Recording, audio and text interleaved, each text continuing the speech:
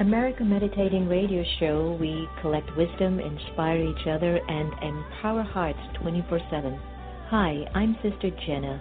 Join me and guest on Blog Talk Radio as we amplify stories that compel us to be more for ourselves and everyone else around us.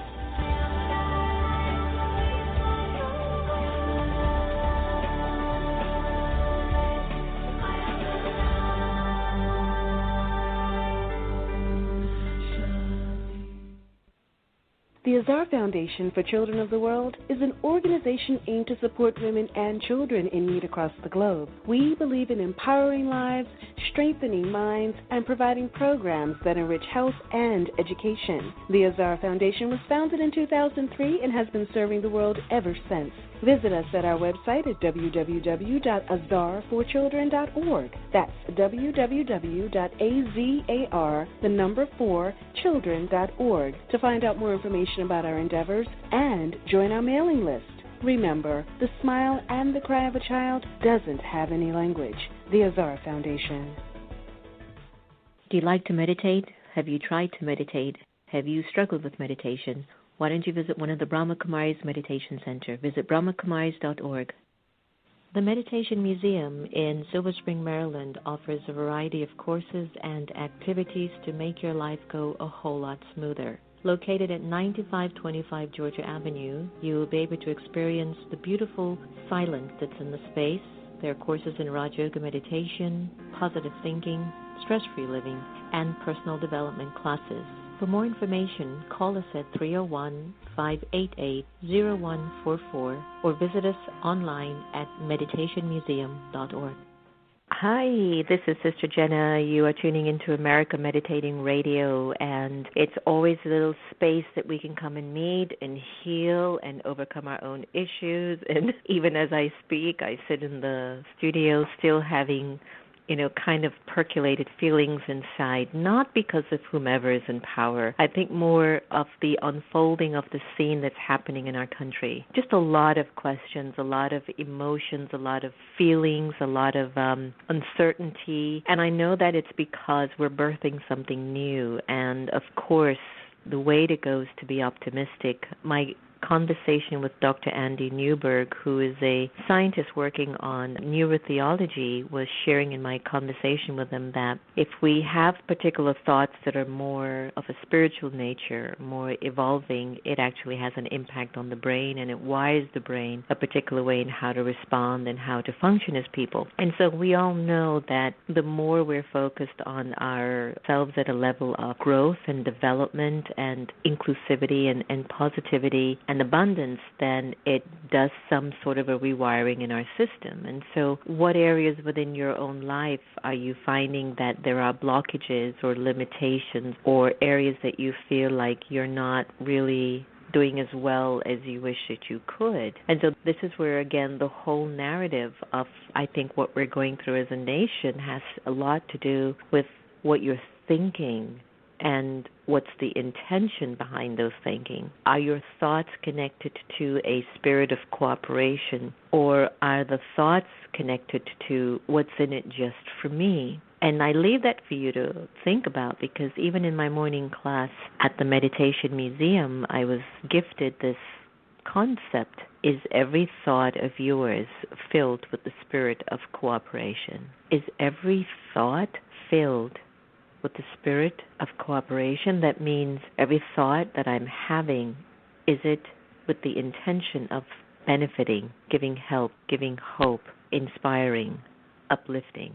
It's huge, really, when you think about it, because sometimes if you really observe your thoughts, there's like a whole factory going on in your head, and some of the workers are doing well and some of the workers are not, and some of the pieces are working and some of the pieces aren't.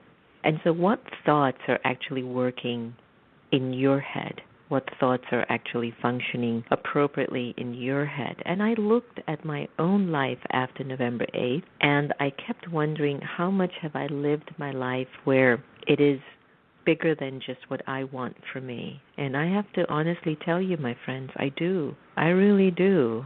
I really do live my life that's bigger than what I want. And as a result of that, I feel the return of that in so many ways. And so when you find your thoughts are rooted in the spirit of cooperation, or your thoughts are rooted in how much is it combined with the intention of well-being and generosity and benefit rather than fear and lack and aggression and the attachment to ego and the identity issues that we tend to have on a regular basis. I think that a lot of our cure, like the core of our cure, has a lot to do with the quality of our thinking. And so I'll leave you with that to give it some food for thought, you know. What are my thoughts saying, and where are my thoughts rooted? What are these thoughts signaling to me, and where are they taking me, as well as all of my relationships? Where is it guiding me? So let's take a breather and de-stress for a moment so that we can find some kind of a calm, acceptance, warmth, trust, appreciation, optimism, faith. Take from my off the grid into the heart. Here's off the grid. I invite you to become aware of the two types of consciousness that reside within the soul. Let us choose the consciousness of light over the darkness of past stories, the history that gets into our way. Let us now remember our connection to the Supreme Energy, the Supreme Soul, the being of light. For far too long, we have allowed the external forces to dictate our inner force. And at this time, I choose to get off the grid and step inside the heart, to be myself. I choose to no longer be under the influence of what the world tells me, what my parents have told me, my spouse, friends, or anyone who has been a negative influence in my life. In this meditation, I stand strong in the original, eternal, imperishable worth of the soul. I, the being of light, the soul of power, I step into the heart, and I become a being of love, a being of light and goodness.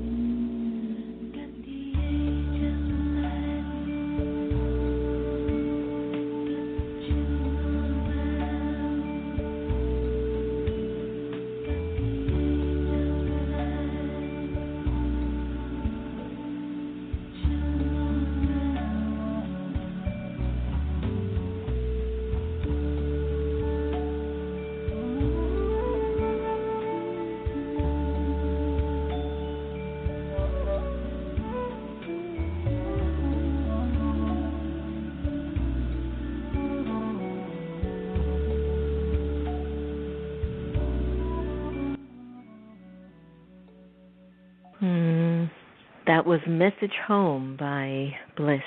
Beautiful track, really always touches my heart and kind of calls us to remembering that after all of this is up, it has so much to do with the sense of internal liberation. You're listening to America Meditating Radio, and I'm your host, Sister Jenna. We're broadcasting from the beautiful Meditation Museum, and the country, the nation, many of us are still healing, and also half of the country is celebrating. It's funny, I had a discussion with a friend of mine from Tennessee, and she was sharing with me how she's been getting quite a number of calls from even individuals who voted for Trump who was feeling so sad about the way everyone else was feeling. And I thought, wow, that's so interesting. On my side, I was getting a lot of people who didn't seem that they voted for Trump, and that concerned me a lot, because then I wanted to know, why didn't I have that circle of friendship around me, because they're children of God, and I love everybody, as you all know. And so I was just curious.